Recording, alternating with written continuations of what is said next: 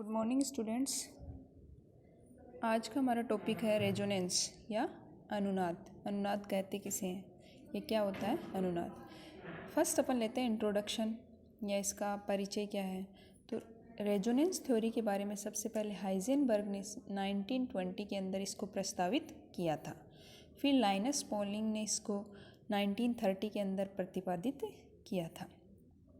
तो ये जो अनुनाद जो होता है वह क्या होता है कि ऑर्गेनिक जो मॉलिक्यूल होते हैं उन ऑर्गेनिक मॉलिक्यूल में जनरली किसी वैलेंसी बॉन्ड स्ट्रक्चर या फिर संयोजकता बंध सूत्र के द्वारा प्रदर्शित किया जाता है। या कोई भी जैसे अपन कहते हैं कि कोई भी ऑर्गेनिक कंपाउंड है उसको अपन किसी न किसी एक स्ट्रक्चर के द्वारा प्रदर्शित करते हैं। तो ये सूत्र क्या होता है कि उस ऑर्गेनिक मॉलिक्यूल के समस्त गुणों का स्पष्टीकरण करता है।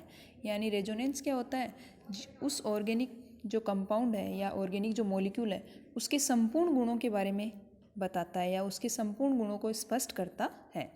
फॉर एग्जाम्पल अपन ने लिया जैसे कार्बन डाइऑक्साइड।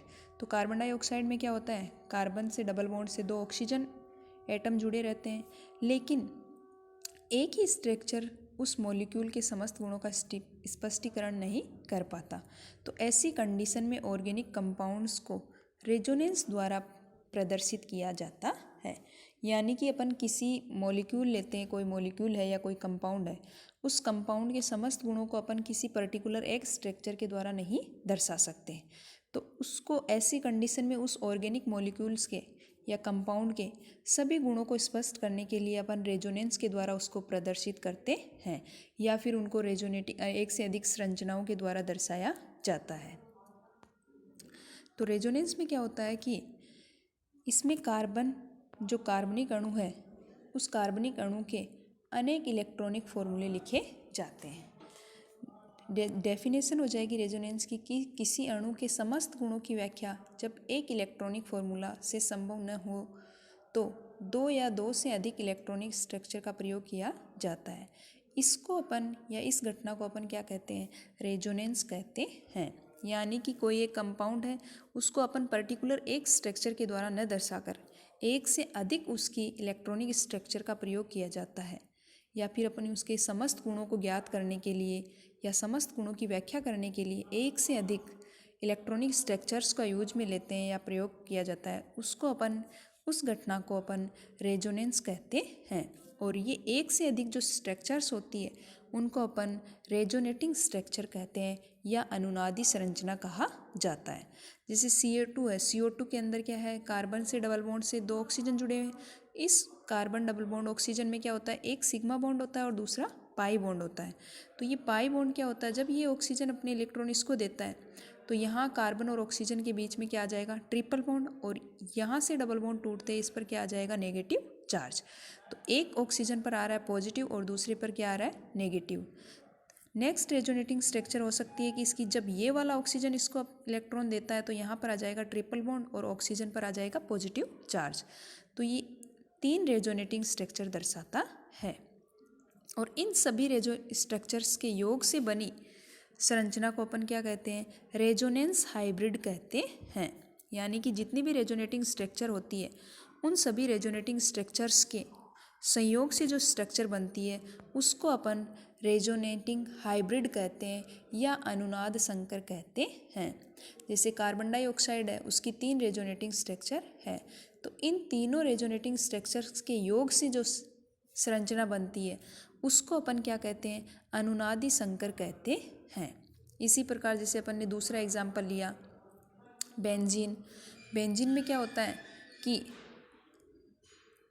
डबल बॉन्ड और सिंगल बॉन्ड अल्टरनेट क्रम में उपस्थित होते हैं। तो इसकी इन दोनों अनुनादी संरचनाओं की जो रेजोनेंस हाइब्रिड हो जाएगी वो कौन सी हो जाएगी, थर्ड स्ट्रक्चर, क्योंकि इसमें क्या होता है, पाई इलेक्ट्रॉनों का डीलोकलाइजेशन हो रहा है। तो इसमें स्ट्रक्चर फर्स्ट और सेकंड को क्या कहते हैं, कैनोनिकल या रेजोनेटिंग स्ट्रक्चर कहते हैं या अनुनादी संरचना कहते हैं। और संरचना जो थर्ड होती है जिसको अपन क्या कहते हैं, फर्स्ट और सेकंड का अनुनाद संकर कहते हैं या रेजोनेंस हाइब्रिड कहते हैं। इसी प्रकार जैसे अपन ने एसीटेट आयन लिया है तो एसीटेट आयन में भी क्या हो जाएगा, जब ये इलेक्ट्रॉन इसको देगा तो यहाँ पर आ जाएगा डबल बॉन्ड और फिर यहाँ से इलेक्ट्रॉन इधर आ जाएंगे तो इस पर क्या आ जाएगा, नेगेटिव चार्ज। तो इन दोनों स्ट्रक्चर्स का जो रेजोनेंस हाइब्रिड हो जाएगा वो क्या हो जाएगा, ये स्ट्रक्चर थर्ड, यानी ये वाली संरचना क्या हो जाएगी इसकी, अनुनादी या फिर अनुनाद संकर कहलाता है। तो इस प्रकार क्या होता है कि किसी भी मॉलिक्यूल के संपूर्ण गुणों को व्यक्त करने के लिए, ज्ञात करने के लिए उसकी एक से अधिक स्ट्रक्चर अपन काम में लेते हैं, जिनको अपन क्या कहते हैं, अनुनादी संरचनाएं कहते हैं। और इन अनुनादी संरचनाओं के द्वारा उसके संपूर्ण गुणों की व्याख्या की जा सकती है। और अगर अनुनादी संरचनाओं के योग से बनती है उस स्ट्रक्चर को अपन रेजोनेंस हाइब्रिड या अनुनाद संकर कहते हैं। नेक्स्ट है कि रेजोनेंस के रूल्स ऑफ रेजोनेंस या अनुनाद के नियम। कौन कौन से नियम होते हैं कि किस प्रकार से अनुनाद दर्शाया जाता है, किस प्रकार से कौन सी स्ट्रक्चर स्टेबल होती है, कौन सी अनस्टेबल होती है, कौन सी मोर स्टेबल होती है, कौन सी लेस स्टेबल होती है। तो ये अपन ज्ञात कर लेंगे इसके रेजोनेंस के रूल्स से। फर्स्ट है कि रेजोनेटिंग स्ट्रक्चर्स को लुईस स्ट्रक्चर के सिद्धांत का पालन करना चाहिए। लुईस स्ट्रक्चर का मतलब ये होता है कि किसी एटम के पास में कोई अनपेयर्ड इलेक्ट्रॉन है या पेयर्ड इलेक्ट्रॉन है या लोन पेयर उपस्थित है तो उसको डॉट डॉट के द्वारा दर्शाया जाता है। नेक्स्ट है रेजोनेटिंग स्ट्रक्चर में एटम्स की पोजीशन नहीं बदलता। रेजोनेटिंग स्ट्रक्चर में क्या होती है, परमाणुओं की स्थिति नहीं बदलती या परमाणु का स्थान नहीं बदलता। केवल एन इलेक्ट्रॉन और अनपेयर्ड इलेक्ट्रॉन के ट्रांसफर के फलस्वरूप विभिन्न रेजोनेंस स्ट्रक्चर बनती है। यानी कि केवल एन इलेक्ट्रॉन या फिर अनपेयर्ड इलेक्ट्रॉन के ट्रांसफर के फलस्वरूप ही विभिन्न रेजोनेटिंग स्ट्रक्चर बनती है। जैसे साइक्लोप्रोपीनियम आयन है। अब इसमें अपने को पता है कि यहाँ इस पर पॉजिटिव चार्ज है, जब ये पाई इलेक्ट्रॉन इधर दे देगा तो इस पर पॉजिटिव चार्ज यहाँ आ जाता है, ये वाला इसको इधर देगा तो यहाँ पर पॉजिटिव चार्ज आ जाएगा, और ये इसकी क्या कहलाएगी, रेजोनेंस हाइब्रिड स्ट्रक्चर कहलाती है या अनुनाद संकर कहलाता है। यानी कि ये पाई इलेक्ट्रॉन जो है वह क्या हो रहा है, इसमें सर्कुलेट हो रहा है या डीलोकेलाइज हो रहा है, जिससे क्या हो रहा है कि प्लस साइन की ट्रांसफ़र हो रहा है, न कि इसके एटम्स का ट्रांसफ़र। एटम जहाँ थे वहीं के वहीं है, यानी अब एटम्स की पोजीशन नहीं बदलती, केवल इलेक्ट्रॉन्स का ट्रांसफ़र होता है। नेक्स्ट है कि प्रत्येक अनुनादी संरचना में युग्मित इलेक्ट्रॉन्स की संख्या बराबर होनी चाहिए। यानी पेयर्ड इलेक्ट्रॉन्स की संख्या क्या होती है, बराबर होती है। जैसे अपन ने लिया एथीन, अब इस एथीन के अंदर जब इसको अपन इसमें कन्वर्ट करेंगे तो ये इसकी संरचना नहीं दर्शाता, क्योंकि इसमें पेयर्ड इलेक्ट्रॉनों की संख्या बराबर नहीं है, तो ये इसकी अनुनादी संरचना नहीं कहलाती। इसी प्रकार जैसे अपन ने ये लिया तो इसमें क्या है, aldehyde C double bond O है, इधर कार्बन डबल बॉन्ड को ओ है, कार्बन डबल बॉन्ड कार्बन है। अब इसकी जब अपन ये अनुनादी संरचना देखें तो इसमें पेयर्ड और अनपेयर्ड इलेक्ट्रॉनों की संख्या समान नहीं है, यानी पेयर्ड इलेक्ट्रॉनों की संख्या बराबर नहीं है, इसलिए ये दोनों भी इसकी क्या कहलाती है, अनुनादी संरचना नहीं कहलाती है। क्योंकि अनुनादी संरचनाओं के लिए क्या होना चाहिए कि प्रत्येक अनुनादी संरचना में युग्मित इलेक्ट्रॉन्स की संख्या क्या होनी चाहिए, बराबर होनी चाहिए।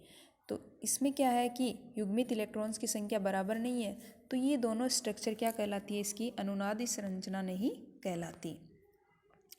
नेक्स्ट रूल है इसका कि अनुनाद के लिए प्रत्येक रेजोनेंस स्ट्रक्चर रेजोनेंस हाइब्रिड में बराबर का योगदान नहीं देती, क्योंकि विभिन्न अनुनादी संरचनाओं की अपेक्षिक ऊर्जा भी क्या होती है, अलग अलग होती है। कहने का मतलब है कि जो भी रेजोनेंस स्ट्रक्चर होती है वो रेजोनेंस हाइब्रिड होता है, जो अनुनाद संकर होता है उसमें बराबर योगदान नहीं देती, क्योंकि जितनी भी जो रेजोनेटिंग स्ट्रक्चर होती है उनकी जो एनर्जी होती है वह अलग अलग होती है। जैसे अपन नॉन पोलर लिया 1,3-ब्यूटाडाइन, ये क्या है, अध्रुवीय है, तो ये क्या होता है, मोर स्टेबल होता है, और मोर स्टेबल होगा तो इसकी एनर्जी कम होगी। इसी प्रकार इधर की तरफ अपन जाएंगे तो इसमें क्या होगा, ये आवेश या पोलराइज हो गया या पोलर कंपाउंड हो गए। अब इसमें क्या है, आवेश का पृथक्करण होने से ये दोनों क्या हो गई, लेस स्टेबल स्ट्रक्चर कहलाती है।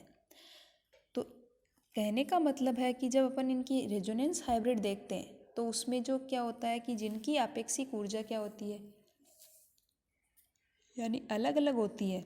जो मोर स्टेबल होगा उसकी एनर्जी कम होगी और जो लेस स्टेबल होगा उसकी एनर्जी ज़्यादा होगी। तो उनकी एनर्जी की अलग अलग होने से वह रेजोनेंस हाइब्रिड में भी योगदान बराबर नहीं देती। नेक्स्ट रूल है कि जब विभिन्न इलेक्ट्रोनेगेटिविटी वाले एटम रेजोनेंस में भाग लेते हैं तो वह स्ट्रक्चर जिसमें नेगेटिव अधिक इलेक्ट्रोनेगेटिव एलिमेंट पर होता है वह मोर स्टेबल होती है। कहने का मतलब है कि जब भी अपन कोई कंपाउंड लेते हैं या मॉलिक्यूल लेते हैं, अगर उसकी विद्युत ऋणता में अंतर है तो उसमें क्या होता है कि या रेजोनेंस में भाग लेने वाले एटम्स की विद्युत ऋणता में अंतर है तो जो स्ट्रक्चर ज़्यादा स्टेबल होती है, जिसमें क्या होता है कि जो मोर इलेक्ट्रोनेगेटिव होता है या अधिक विद्युत ऋणी होता है उस पर अगर नेगेटिव चार्ज है तो वह रेजोनेटिंग स्ट्रक्चर ज़्यादा स्टेबल होती है। जैसे अपन ने लिया कीटोन। कीटोन में है कार्बन और ऑक्सीजन। कार्बन और ऑक्सीजन में से कार्बन लेस इलेक्ट्रोनेगेटिव और ऑक्सीजन मोर इलेक्ट्रोनेगेटिव होता है। तो सेकंड जो स्ट्रक्चर देखते हैं उसमें क्या है, ऑक्सीजन पर तो नेगेटिव और कार्बन पर पॉजिटिव। लेकिन थर्ड जो स्ट्रक्चर है उसमें क्या है, कार्बन पे नेगेटिव और ऑक्सीजन पे पॉजिटिव। तो जब इन दोनों स्ट्रक्चर्स की अपन कंपैरिजन करेंगे सेकंड और थर्ड का, तो इसमें क्या है कि सेकंड स्ट्रक्चर जो होगी मोर स्टेबल होगी, क्योंकि उसमें जो मोर इलेक्ट्रोनेगेटिव एटम है ऑक्सीजन, उस पर क्या है नेगेटिव आवेश उपस्थित है, इसलिए वह स्ट्रक्चर क्या होगी, ज़्यादा स्टेबल होगी। और स्टेबल होने से वह रेजोनेंस में भाग लेते हैं। तो जिन पे ज़्यादा इलेक्ट्रोनेगेटिव चार्ज है उस पर नेगेटिव चार्ज है तो वह रेजोनेटिंग स्ट्रक्चर दूसरी स्ट्रक्चर से ज़्यादा स्टेबल होती है। नेक्स्ट रूल है इसका कि अगर अपन अनसैचुरेटेड सिस्टम में इलेक्ट्रॉन का डिस्प्लेसमेंट सबसे अधिक होता है, जबकि सिग्मा समतलीय होता है या सिग्मा जो भी है वह प्लेन में होता है। यानी कहने का मतलब यह है कि जो भी अनसैचुरेटेड सिस्टम है उसमें इलेक्ट्रॉन्स का क्या होता है, डिस्प्लेसमेंट सबसे ज़्यादा होता है, क्योंकि पाई बॉन्ड जो होते हैं वह एक डिस्प्लेसमेंट होता रहता है उनका, या डीलोकलाइजेशन होता रहता है। रेजोनेटिंग स्ट्रक्चर जिनमें आवेश पृथक्करण को हो कम स्थायी होती है। अब आता है कि जो भी अपन कोई मॉलिक्यूल लेते हैं उसकी रेजोनेटिंग स्ट्रक्चर में उसको दर्शाते हैं, तो उदासीन जो स्पीसीज होती है या उदासीन जो मॉलिक्यूल होता है वह ज़्यादा स्टेबल होता है बजाय जो आवेश पृथक्करण से युक्त स्पीसीज होती है उससे। जैसे अपन ने लिया एसिटिक एसिड ले लिया या कोई अम्ल लिया अपन ने, अब यह उदासीन है, किसी प्रकार का कोई आवेश नहीं है, तो ये मोर स्टेबल होता है किससे, जिन पर आवेश का पृथक्करण उपस्थित होता है। जैसे यहाँ पर अपन ने ले लिया तो ये क्या हो गया, लेस स्टेबल। तो कहने का मतलब ये है कि जो मॉलिक्यूल उदासीन होते हैं वो रेजोनेटिंग स्ट्रक्चर ज़्यादा स्टेबल होती है बजाय जिनमें आवेश का क्या होता है, पृथक्करण पाया जाता है। अगला रूल है कि रेजोनेटिंग स्ट्रक्चर में जहाँ निकटतम एटम्स पर समान चार्ज हो वे हाई एनर्जी की होती है। यानी क्या होता है कि दो निकटवर्ती एटम्स पर अगर समान चार्ज उपस्थित है तो वह रेजोनेटिंग स्ट्रक्चर क्या होगी, लेस स्टेबल होगी। और जो लेस स्टेबल होता है या कम स्थायी होता है उनकी एनर्जी क्या होती है, ज़्यादा होती है, क्योंकि समान आवेश में क्या होता है, रिपल्सन फोर्स लगता है, प्रतिकर्षण बल लगता है। तो यहाँ पर जैसे अपन ने लिया डाइकीटोन, तो इसमें क्या हो गया कि दोनों दो समीपवर्ती कार्बन एटम पर पॉजिटिव पॉजिटिव चार्ज उपस्थित है, तो ये क्या होगी, इनकी एनर्जी ज़्यादा होती है। तो ये रूल थे अपने रेजोनेटिंग या रेजोनेंस के। नेक्स्ट आता है रेजोनेंस एनर्जी या अनुनाद ऊर्जा। तो अनुनाद ऊर्जा क्या होती है कि अपन किसी भी मॉलिक्यूल को एक से अधिक स्ट्रक्चर से दर्शाते हैं तो और उसका रेजोनेंस हाइब्रिड दर्शाते हैं। तो रेजोनेंस हाइब्रिड की ऊर्जा और मॉलिक्यूल की सबसे अधिक स्टेबल जो रेजोनेटिंग स्ट्रक्चर होती है उन दोनों के बीच की एनर्जी के अंतर को ही अपन क्या कहते हैं, रेजोनेंस एनर्जी कहते हैं। यानी अनुनाद ऊर्जा किसे कहते हैं कि रेजोनेंस हाइब्रिड की एनर्जी और मॉलिक्यूल की सबसे अधिक स्टेबल जो रेजोनेटिंग स्ट्रक्चर होती है उसकी एनर्जी के बीच के अंतर को अपन क्या कहते हैं, रेजोनेंस एनर्जी कहते हैं। और रेजोनेंस एनर्जी का मान ज्ञात किससे करते हैं, एक तो हाइड्रोजनेशन हीट से या हाइड्रोजनीकरण उष्मा से, और एक कंबसन हीट से या दहन उष्मा के द्वारा अपन क्या कर सकते हैं, रेजोनेंस एनर्जी को ज्ञात कर सकते हैं। नेक्स्ट है कि रेजोनेंस एनर्जी जो होती है वह क्या होती है, दूसरी डेफिनेशन में कह सकते हैं कि थ्योरेटिकल और एक्सपेरिमेंटल हाइड्रोजनेशन हीट के अंतर को अपन क्या कहते हैं, रेजोनेंस एनर्जी कहते हैं। यानी कि कोई भी मॉलिक्यूल है या कंपाउंड है उसकी थ्योरेटिकल हाइड्रोजनेशन एनर्जी और एक्सपेरिमेंटल हाइड्रोजनेशन एनर्जी के बीच के अंतर को अपन क्या कहते हैं, रेजोनेंस एनर्जी कहते हैं। फॉर एग्जांपल जैसे अपन ने लिया है बेंजीन, तो बेंजीन में क्या है कि बेंजीन की जब अपन रेजोनेंस एनर्जी देखेंगे तो पहले साइक्लोहेक्सीन अपन ने ले लिया, ये क्या है साइक्लोहेक्सीन, एक डबल बॉन्ड उपस्थित है। जब इसका हाइड्रोजनीकरण करवाते हैं तो कितनी ऊर्जा मिलती है, 28.6 किलो कैलोरी पर मोल एनर्जी निर्मित होती है। यह इसकी हाइड्रोजनीकरण ऊर्जा है। ये एक डबल बॉन्ड के लिए है। जब अपन 3 डबल बॉन्ड का हाइड्रोजनीकरण करते हैं, जैसे बेंजीन है इसमें 3 डबल बॉन्ड, या अपन यूँ कह सकते हैं साइक्लोट्राईइन है, जब इसका हाइड्रोजनीकरण करेंगे तो टोटल जो थ्योरेटिकल वैल्यू आती है वो कितनी आ जाएगी, 85.8 किलो कैलोरी पर मोल, यानी 3 डबल बॉन्ड के हाइड्रोजनीकरण में इतनी ऊर्जा का निर्माण होता है। जब बेंजीन का अपन करवाते हैं तो एक्सपेरिमेंटल इसकी जो वैल्यू आती है वो कितनी है, 49.8 किलो कैलोरी पर मोल अपने को प्राप्त होती है। यानी बेंजीन का हाइड्रोजनीकरण करवाने पर अपने को 49.8 किलो कैलोरी पर मोल एनर्जी का निर्माण होता है।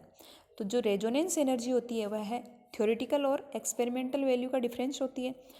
तो थ्योरेटिकल वैल्यू में से एक्सपेरिमेंटल वैल्यू जब घटाएंगे तो अपने पास जो एनर्जी आती है वो है 36 किलो कैलोरी पर मोल, और ये 36 किलो कैलोरी पर मोल जो एनर्जी होती है वह क्या होती है, बेंजीन की रेजोनेंस एनर्जी कहलाती है। तो इसे अपन बेंजीन की रेजोनेंस एनर्जी कहते हैं।